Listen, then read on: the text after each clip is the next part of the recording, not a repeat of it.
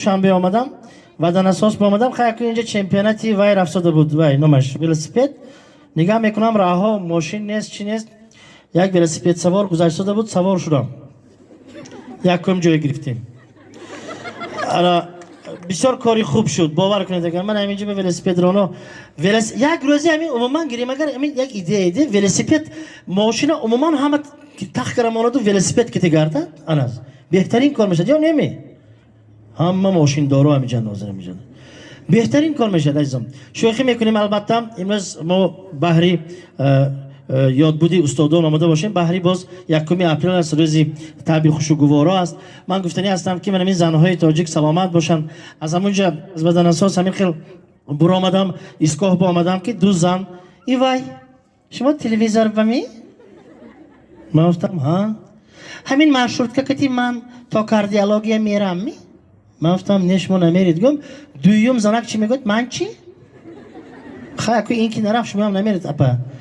همین جنجال زنها به من حیران میشن بعضن بسیار جنجال نه بازار میگوید نه عموما همین لاگیکا گفته که چیز کتی زنهای ما من شریک و آشنا نی کارشون نه وای دو تا زنک صحبت کردن افسوس میدانی دوگون من همین سر لباس 7 سال پیشنگی حالی هم من بچین فیگورم گاری نیکتز و یه چی میگوید کدام سر لباست که شرفم همین گپاتون من حیران میشم بیگاهی روزی آیله خودش است خامشوربا کرده که بچه که بیچاره از کاسش یک استخوان گفته خواهیده استد سگ می تو دادت بطه دلیر ما این با ما خفه شدن ما در کار نیم ما البته دو زن دروازه با برامده جاروب کتی سهر کتی میروی بیتان کش ما روفته ایستادین اون طرف انگیش اکو تاجیک کوی اون طرف انگیش همسایه میبخشید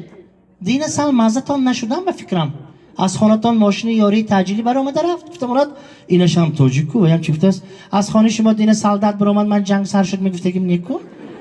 همین یک چیز نه باید تاج آمده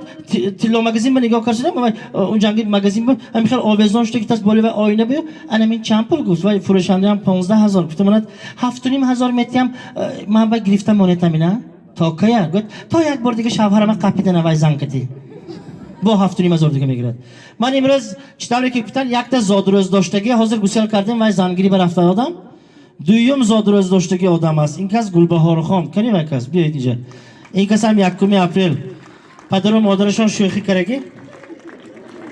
خواهری ما من دنیا با آمدگی من بیایید بلنگو یک به فکرم یک تا اینجا نه یک تا دیگه بود اینجا مرا خواهر جان من شما جشن زادروزتون که تبریک میکنم من این بلندگویک برای شما اسماعیل اکا با یگان شعر درباره شما هم اینجا تیار میکنم باشن سلامت باشید از روی کسبشان نه از روی خواب بیشان تیار کنم کسبشان سنگ مانده هم دست افس نیوای خب عزیزان گلبار خان نمیشه بیاید نخل میکنیم یک واقعه عجایب زنی تلفن دارد رفتیم تلفن کاری است رفتیم این کس اکتوری قامت بلندتر نیما قهرمان جان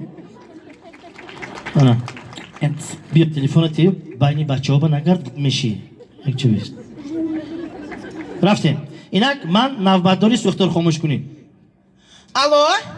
الو نوبتداری سوختار خاموش کنیم گوش میکند گوش کنید دکا جان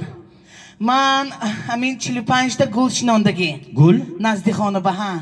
100 برگ اپا جان دانش 35 اپا سامانی جان اینجا نوبتداری سوختار خاموش کنید دیگر جا تو به چی میموند این؟ الو نزد همون گلی 100 برگ با 20 دانه انا باید درختای میوه دار شناندگی اپا جان اینجا نوبتداری سوختار خاموش کنید شما با دیگر جا فرا آمدید خدایی تو با الو نوبتداری سوختار خاموش کنید گوش میکنید نزد انمون با درختا و من میوه های زنک منو گوش کن تو دیگه جا فرا آمدی اکو منو گوش کن خانه همسایم سوختاست حاضر ماشینت که میبی همون چیزای منو زیر نکن گفتاتیم این یک واقعه عجایب بود اینک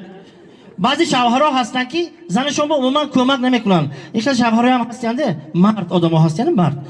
اکنون من یک چی گفتنی هستم اینک یک واقعه یک عائله تماشا میکنیم بیدیزم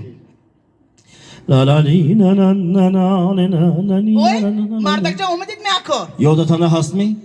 مردک یگان کار به شما یاردم نمیکنید گفتی؟ امروز شفیارم قطعی همون طرفی باغچه با گذاشتیم من فرزنده گرفت اومدم گیر خوراک چی امروز خوراک؟ وای نه مردک خوراک چی گفتی سیدم خوراک؟ ها اوی ها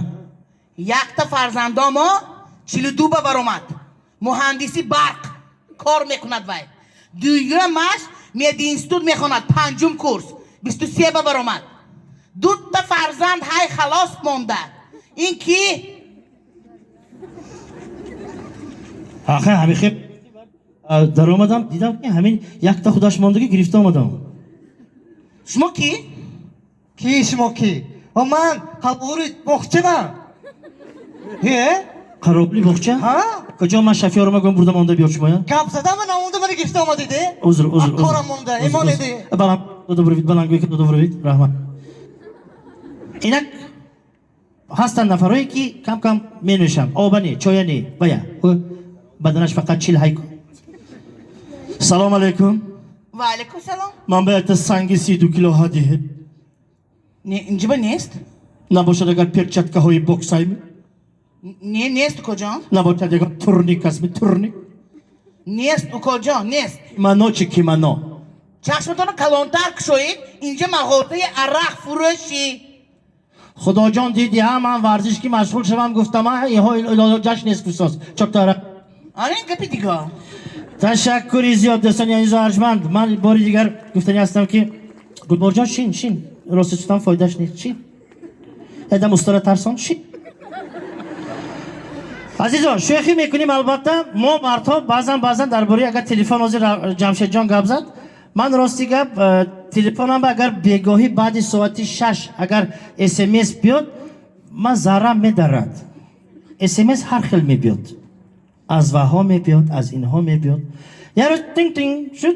تلفن است یک گرفتم و جایی ما رفته گمزدگی کجا میدونتم به حضور مردکو گمزنت کن است یک اگر آب سر دادم است یکی گرفته هم تو بینم جانم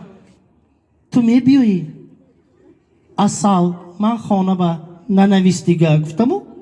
است یک از اونجا برامده با یک بار دیگه آب سر داد نافهمه کرد بیایم زنک دیوانه میشی ما تلفنی من گرفت حاجت خانه میداره بعد همین زیق شدم گرید لیکن در کجای نباشیم الها در لبان هر یکی ما و شما خنده باشد من چطوری که گفتم علمی کار و پایکار استادای برای دوام دادن باید که آدم مهنت کند کار کند آن سطحی که اینها حجم برداشتن آن سطح به رفته رسیدن در کار پیش از همه بنا بر همین خانه آخرتشان آباد باشد متاسفانه امروز بین ما نیستند یک چیز دیگر را من باید به هر یکی شمایان عزیز بگویم که حجم از همه ژانر دشوارترین باشد هم باز ژانر از همه چخیل گویم مخلصی خواه بدخشان باشد خواه ولایت سوخت فرق ندارد من همین را شما خندیدید سری ما با آسمان رسید